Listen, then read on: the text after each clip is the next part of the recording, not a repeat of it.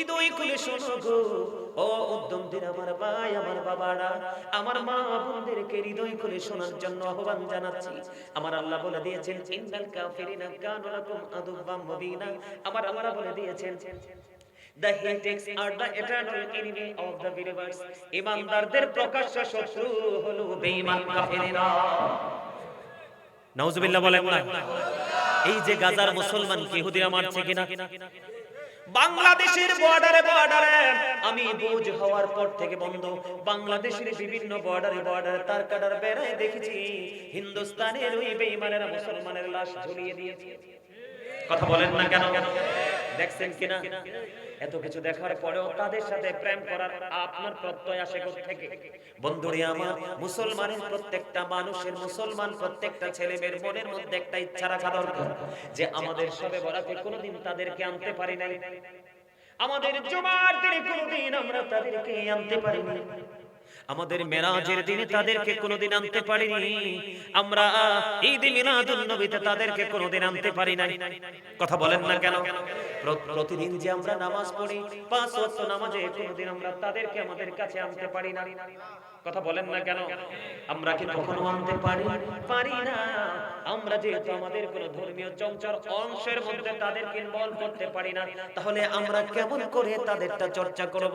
ও যুবক, উদ্যমদের যুবক বন্ধু, আমি তোমাদেরকে বলে দিতে চাই, তোমরা রং পথে হাঁটছো, এটা সঠিক পথ নয়। ওই পথের শেষে তুমি যাইয়া দেখবা অবর্ণনীয় দুঃখের জায়গা জাহান্নাম, যেখানে একবার চলে গেলে আর ফিরে আসার কোনো সুযোগ নাই। বন্ধুরে আমার, হৃদয় করে শুনতে হবে, তুমি যাকে ফলো করছো, তুমি যাকে নিয়ে তুমি দিন রাত কাটিয়ে দিচ্ছ, যার স্টাইলটাকে তুমি তোমার স্টাইল মনে করছো, অথচ তোমার স্টাইলটা হওয়ার কথা ছিল গোটা বেঈমান কাফেরের জন্য মডেল।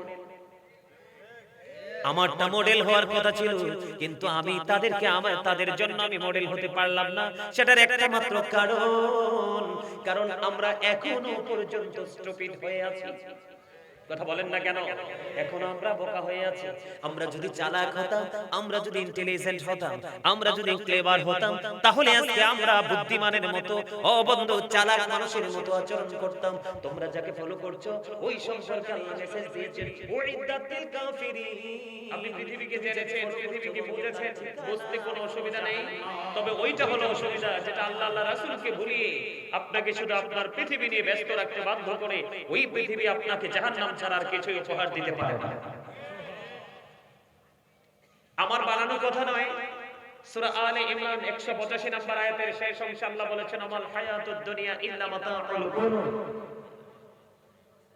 কি বুঝলেন? এই জিন্দেগিটাই হায়াত একটা ধোঁকা। বলেছেন কে? আল্লাহ। যাবেনটা কোথায়? সূরা আলে ইমরান 185 নম্বর আয়াতের শেষ অংশ।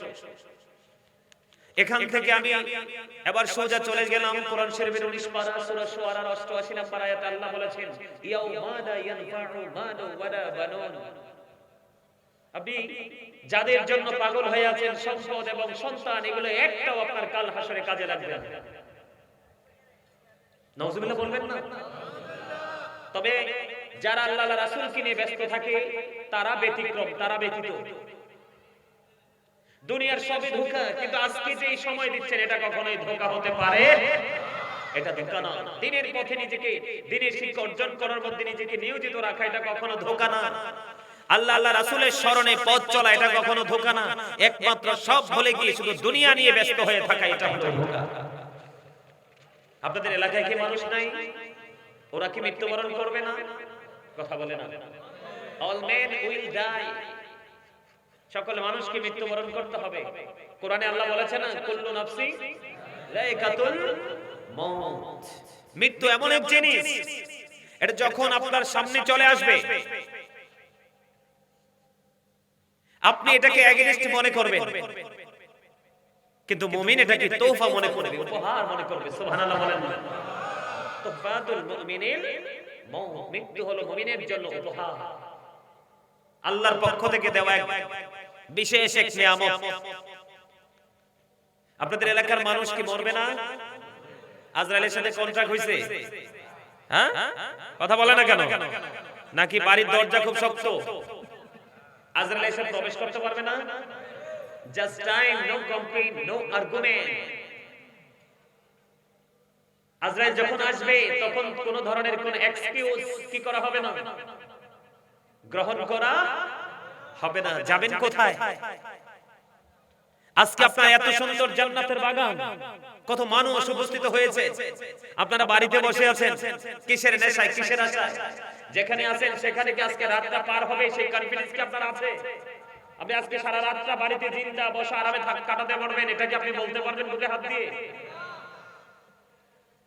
তাহলে কিসের জন্য বাড়িতে বসে আছেন?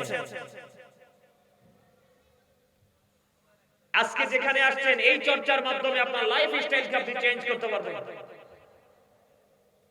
ধর্মীয় চর্চার অন্যতম একটা জায়গা হলো এই প্রোগ্রামগুলো। এগুলোর মাধ্যমে ইসলামকে জিন্দা করা হয়। এক বছর আগে আপনারা যা হারিয়ে ফেলেছেন এগুলো আবার পুনরায় আজকে আপনাদের ব্রেনে ঢুকিয়ে দেওয়া হবে। এটাই তো উদ্দেশ্য। কথা বলেন না, এটাই তো উদ্দেশ্য। সম্মানিত উপস্থিতি, আমরা দুটো জিনিস নিয়ে এখন বর্তমানে ব্যস্ত আছি। এর মধ্যে প্রথম হলো দুনিয়ার লোভ, দুনিয়ার ব্যস্ততা, দুনিয়ার স্বাদ আহ্লাদ। আর দ্বিতীয়ত আরেকটা আছে, এটা ওমা কথা কয় এটা কইলে তো অনেকে রাগ হয়ে যাবে, তার কারণ আল হাক্কু মুররুন, হক কথা তিনটা। হক কথা কি রাসূল বলেছে, কিন্তু আল্লাহ কি বলছে সেটা বলবো? কথা কয় না। আরে আল্লাহ যেটা বলছে এটা বলবো নি, আরে জোরে। আপনারা যদি রাগ করেন, আই ডোন্ট কেয়ার, কিচ্ছু করার নাই। আল্লাহ বলেছেন আকুলু কাওলান সাদীদা, আল্লাহ বলেছেন সে দা রাইট থিং,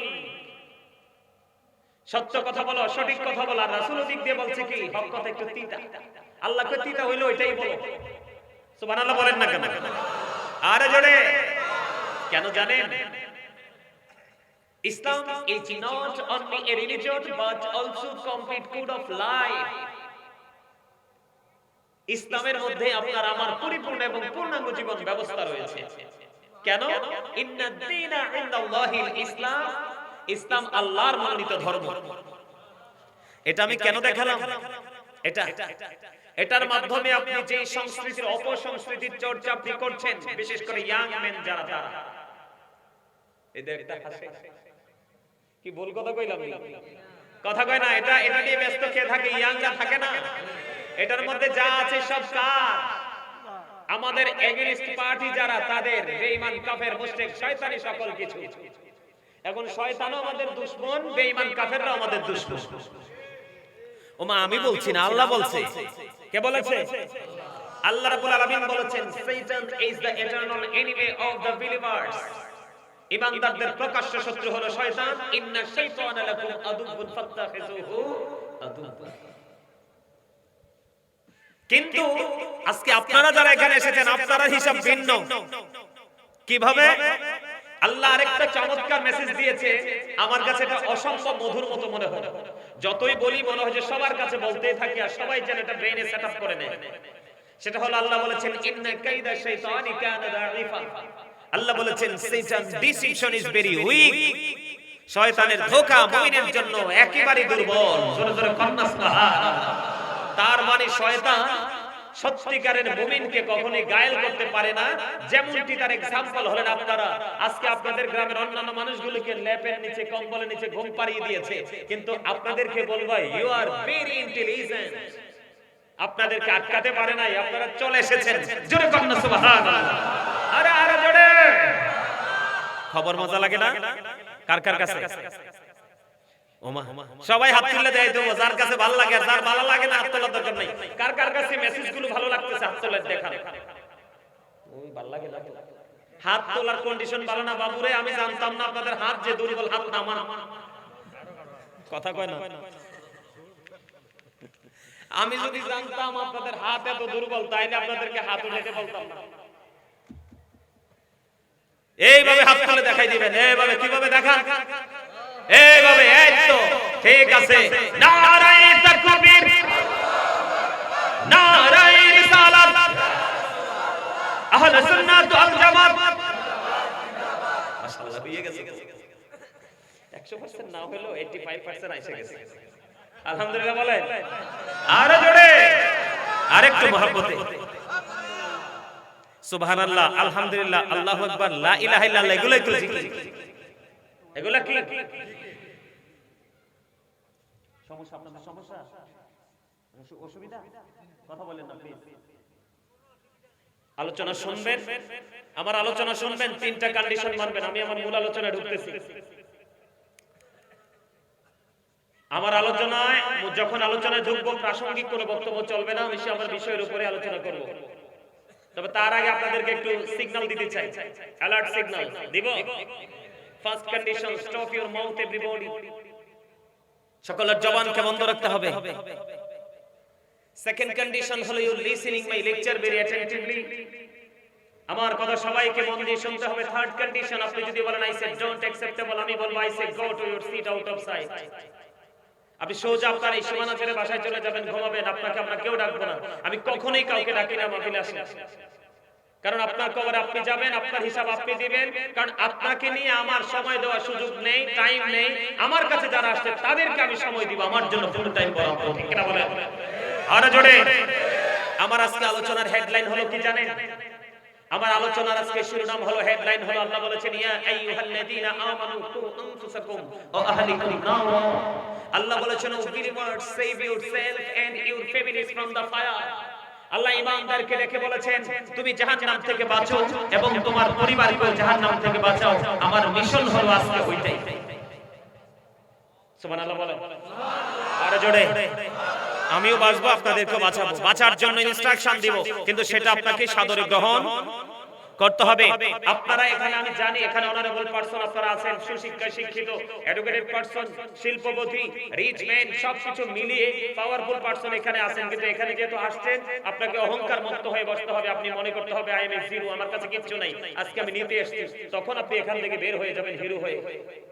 কারণ যখন আপনি মনে করবেন যে আই এম ভেরি সাকসেসফুল অথবা গ্রেট পারসন, তখন আপনার মধ্যে প্রাউড ফিল করার যে মনোভাব, সেটা তৈরি হয়ে যাবে। অহংকার আমাদের সাজে না, কারণ আজকে আমি বেঁচেছি, কালকে বাঁচবো কিনা জানি না। এখন একটু আগে যাই খেয়েছি, একটু পরে খেতে পারবো কিনা সেটাও জানি না। এখানে আমি এখন বসেছি, এখান থেকে উঠতে পারবো কিনা সেটাও আমি জানি না। কথা বলেন না কেন? এরকম প্রত্যেকটা জিনিস আপনার আমার কাছে চির অজানা। এত কিছু অজানা থাকার পরেও কিন্তু আমি প্রাউড ফিল করতে পারি না। একমাত্র অহংকার করতে পারে, প্রাউড ফিল করতে পারে মালিক, যিনি হলেন আহাদ। আল্লাহ ইজ ওয়ান, আল্লাহু আহাদ। উনি পারে অহংকার করতে, তিনি পারেন অহংকার করতে, যিনি there is no God but Allah, লা ইলাহা।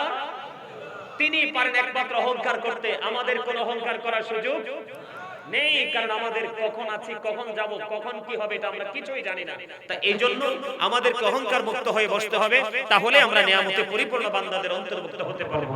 আল্লাহ যেন আমাদেরকে কবুল করেন, সকলে বলুন আমিন। আর জোরে বলেন আমিন।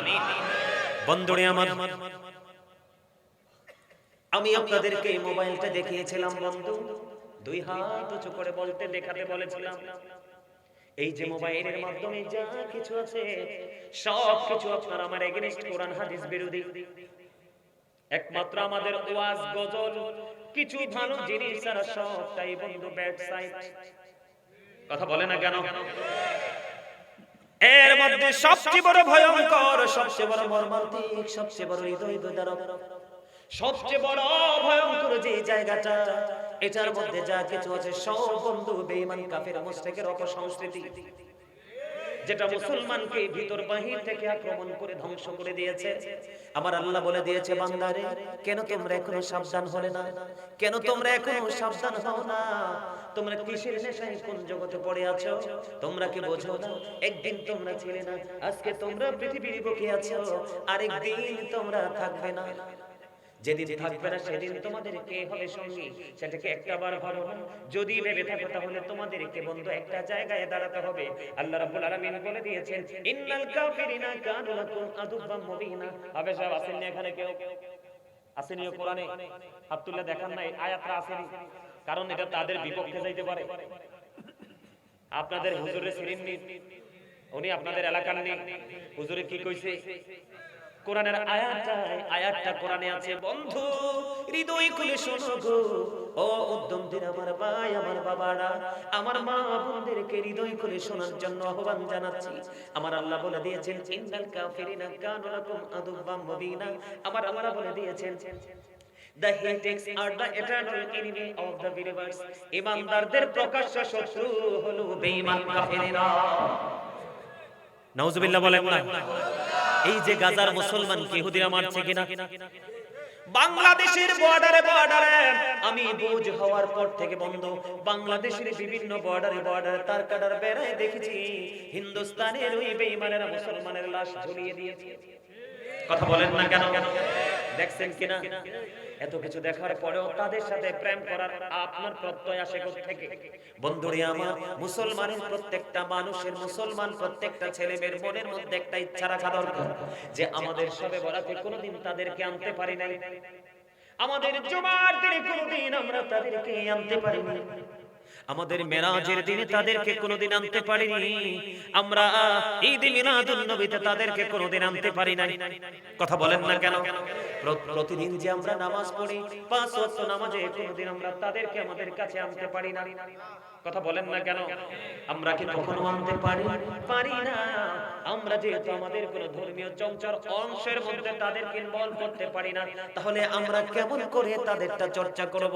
ও যুবক, উদ্যমদের যুবক বন্ধু, আমি তোমাদেরকে বলে দিতে চাই, তোমরা রং পথে হাঁটছো, এটা সঠিক পথ নয়। ওই পথের শেষে তুমি যাইয়া দেখবা অবর্ণনীয় দুঃখের জায়গা জাহান্নাম, যেখানে একবার চলে গেলে আর ফিরে আসার কোনো সুযোগ নাই। বন্ধুরে আমার, হৃদয় করে শুনতে হবে, তুমি যাকে ফলো করছো, তুমি যাকে নিয়ে তুমি দিন রাত কাটিয়ে দিচ্ছ, যার স্টাইলটাকে তুমি তোমার স্টাইল মনে করছো, অথচ তোমার স্টাইলটা হওয়ার কথা ছিল গোটা বেঈমান কাফেরের জন্য মডেল। আমারটা মডেল হওয়ার কথা ছিল, কিন্তু আমি তাদের জন্য আমি মডেল হতে পারলাম না। সেটার একটা মাত্র কারণ আমরা এখনো পর্যন্ত স্টুপিড হয়ে আছি। কথা বলেন না কেন? এখন আমরা বোকা হয়ে আছি। আমরা যদি চালাক হতাম, আমরা যদি ইন্টেলিজেন্ট হতাম, আমরা যদি ক্লেভার হতাম, তাহলে আজকে আমরা বুদ্ধিমানের মতো, অবন্ধ চালাক মানুষের মতো আচরণ করতাম। তোমরা যাকে ফলো করছো, ওই সম্পর্কে আল্লাহ মেসেজ দিয়েছেন, উইদাতিল কাফিরিন। তুমি যাকে ফলো করছো বন্ধু, তার ঠিকানা হলো জাহান্নাম। জোরে জোরে বলেন নাউজুবিল্লাহ। তার ঠিকানা কোথায়? আরো জোরে। আর তুমি যদি গাজী সুলাইমান আল কাদরিকে ফলো করতে পারো, অথবা তোমার কোন পছন্দের স্কলারকে, এডুকেশন স্কলারকে যদি ফলো করতে পারো, ধর্মীয় কোন আলেমকে যদি তুমি পছন্দ করো, হক্কানি আলেমকে যদি ভালোবাসতে পারো, তুমি ভালোবাসতে বাসতে তার মডেলটাকে তোমার মডেল বানিয়ে নেবে। একদিন আল্লাহ তোমাকে মুত্তাকি বান্দা বানিয়ে দেবে। আল্লাহ মুত্তাকিদের জন্য বরাদ্দ করে দিয়েছে জান্নাত। আল্লাহ বলেছেন উইদ্দাত লিল মুত্তাকিন, আল্লাহ বলবে গো টু প্যারাডাইস। মুত্তাকিন যারা, তাদের জন্য অটো বন্ধ হুকুম এসে যাবে, ইউ গো টু প্যারাডাইস, জান্নাতে চলে যাও। আর যদি তুমি জান্নাতি হতে না পারো, তাহলে তোমার ঠিকানা হয়ে যাবে বন্ধ জাহান্নাম। You have to go to hell, তোমাকে মাস্ট বি চলে যেতে হবে জাহান্নামে। জোরে জোরে বলেন নাউজুবিল্লাহ। বন্ধুরে আমার, এই জন্য আমি আজকে আলোচনার হেডলাইন দিয়েছি, ইন্না জাহান্নামা কানাত মিরসাদা। আসেনি? আল্লাহ রাব্বুল আলামিন বলে দিয়েছে, ও উদ্দমদের আমার ভাই, আমার বাবা গো, আমি আমার মা বোনদেরকে পায়ে ধরে বলছি গো, গাজী সুলাইমান অনেক কষ্ট করে কুমিল্লার শেষ প্রান্ত থেকে এসেছে। আমি আপনাদেরকে বিনয়ীভাবে অনুরোধ করব, আমার কাজ অনেক বেশি রে, জীবনের সময় খুবই কম বন্ধু।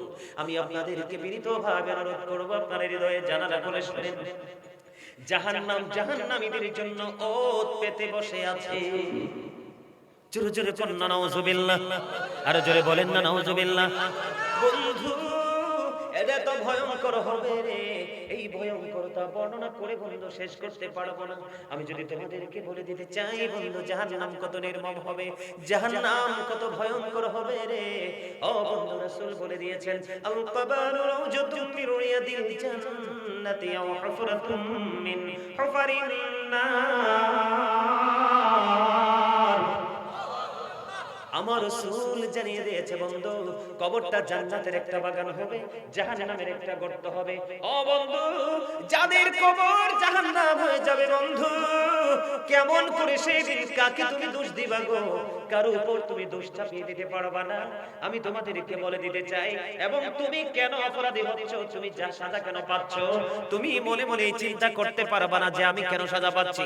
আল্লাহ রাব্বুল আলামিন পবিত্র কালামে হাকিমে সূরা ইনফিতরের মধ্যে জানিয়ে দিয়েছেন 30 পারায়, ওয়া ইদাল কুবুর বুসিরাত আলিমাত নাফসুম মা কদ্দামাত ওয়া আখখারাত। জোরে জোরে বলুন আল্লাহু আকবার। আল্লাহ রাব্বুল আলামিন বলে দিয়েছেন, বন্ধু কবরটা যখন ওপেনিং করা হবে, আপনার আমার জীবনে কে কি করেছি আর কি করিনি, প্র্যাকটিক্যালি সব কিছু বন্ধু দেখতে পারবো, জানতে পারবো। কাউকে সেদিন দোষ দিতে পারবো না। তার কারণ হলো সূরা ইউনূসের 44 নম্বর আয়াতে আমার আল্লাহ বলে দিয়েছেন, ইন্নাল্লাহা লা ইয়াযলিমুন নাসা শাইআন ওয়ালাকিন্নান নাসা আনফুসাহুম ইয়াযলিমুন। আল্লাহ রাব্বুল আলামিন বলে দিয়েছে, আল্লাহ বান্দার উপর অত্যাচার করে না, বান্দা নিজেই নিজের উপর অত্যাচার করে। আল্লাহ রাব্বুল আলামিন বন্ধু আরো বলে দিয়েছে, আল্লাহু লা ইউহিব্বুজ জালিমিন, যারা অত্যাচারী তাদেরকে আমার আল্লাহ পছন্দ করে না। আল্লাহ আরো বলে দিয়েছেন, ওমানিজ জালিমিন মিন আনসার, যারা যখন বিপদে পড়ে যাবে আমার আল্লাহ জানিয়ে দিয়েছেন তাদের জন্য আমার আল্লাহ কোনো সাহায্যকারীও রাখে নাই। জোরে জোরে বলুন না নাউযুবিল্লাহ। কথা কি বুঝতে পারছেন? আল্লাহ বান্দার উপর অত্যাচার করে না, বান্দা নিজেই নিজের উপর অত্যাচার করে। যারা অত্যাচার করে আল্লাহ তাদেরকে কি করে না, পছন্দ করে না। তারা যখন বিপদে পড়ে যাবে আল্লাহ জানিয়ে দিয়েছেন তাদের জন্য আমার মালিক কোনো সাহায্যকারীও রাখে না। অউদ্যমদের মানুষ, একবার তুমি তোমার বিবেকের কাঠগড়ায় দাঁড়িয়ে যাও, জীবনে তুমি কতটুকু সময় এই পর্যন্ত পেয়েছো, আর এই সময়গুলোর মধ্যে কতটুকু তুমি আল্লাহর জন্য, রাসূলের জন্য কুরবানি করতে পেরেছো? না না না, সব কিছুর আগে তোমার দুনিয়া, তোমার ফ্যামিলি, পরিবারের সন্তান সন্ততি সব কিছুই তোমার জীবনে লাগবে রে, কিন্তু তোমার মালিককে ভুলে নয়, মালিককে সাথে রেখে। কথা বলেন না কেন? আরো জোরে। বন্ধু আপনাদের এলাকার মানুষগুলো যদি জানতো এই জায়গাতে আসলে লাভটা কেমন হবে, এই জায়গায় আসলে তার উপকারটা কেমন হবে, এই এলাকার মানুষগুলো যদি জানতো রে, আজকে লটারির মাধ্যমে সবার আগে এসে বসার জন্য প্রতিযোগিতা করতো। কিন্তু জানে না বলে ইসলামের গান, ধর্মীয় গান, দুনিয়া আখিরাত বোঝে না বলে বন্ধু আমাদের মধ্যে এই অবস্থা। আমি আপনাদেরকে বলে দিতে চাই, রাসূল বলে দিয়েছেন কবরটা জান্নাতের একটা বাগান হবে, জাহান্নামের একটা গর্ত হবে। ও বন্ধু, কবরটাকে ওপেনিং করা হবে, যেই দিন ওপেনিং করা হবে ওই দিনটা হবে অত্যন্ত ভয়ঙ্কর, জাহান্নামীদের জন্য সবচেয়ে বড় ভয়ঙ্কর। আল্লাহ রাব্বুল আলামিন জানিয়ে দিয়েছে, ইদাস সামাউ فطرت وإذا الكواكب انتثرت وإذا البحار فجرت। বন্ধুরা আমার, আকাশটা সেদিন ভেঙে চলে যাবে। কি হয়ে যাবে? আকাশটা ভেঙে যাবে। ও বন্ধু, তারকাগুলো ঝরে ঝরে পড়বে, সমুদ্র সেদিন উদ্বেলিত হয়ে যাবে। ওই দিনই কবরটাকে ওপেনিং করা হবে। ও বন্ধু, সেই দিনই আপনার আমার নেগেটিভ পজিটিভ প্র্যাকটিক্যালি দেখতে পাবো, ভালো মন্দ সব কিছু দেখতে পারবো, জানতে পারবো রে। ও বন্ধু, কবরে কেমন করে যাব? ও বন্ধু, কত ভয়ঙ্কর এই কবর। ও উদ্যমদের মানুষ, একবার নিজের বিবেকের কাঠগড়ায় দাঁড়িয়ে দেখো বন্ধু, পৃথিবীর সব জায়গায় বিজ্ঞান পৌঁছে গেছে, তোমার ঘরের সাথে আছে বন্ধু 3.5 হাত মাটির ঘর। কথা বলেন না? আপনার বাড়ির আঙিনায় পুকুর পাড়ে আছে, পাহাড়ের চূড়ায় আছে। আপনার তো নদী মাতৃক এলাকার দেশ, ঠিক কিনা বলেন? নদীর কিনারায় উঁচু কোনো জায়গায় কবর আছে রে। ও বন্ধু, মাত্র 3.5 হাত মাটির ঘর। বিজ্ঞান সব জায়গায় বন্ধু পৌঁছে গেল রে, 3.5 হাত মাটির ঘরে।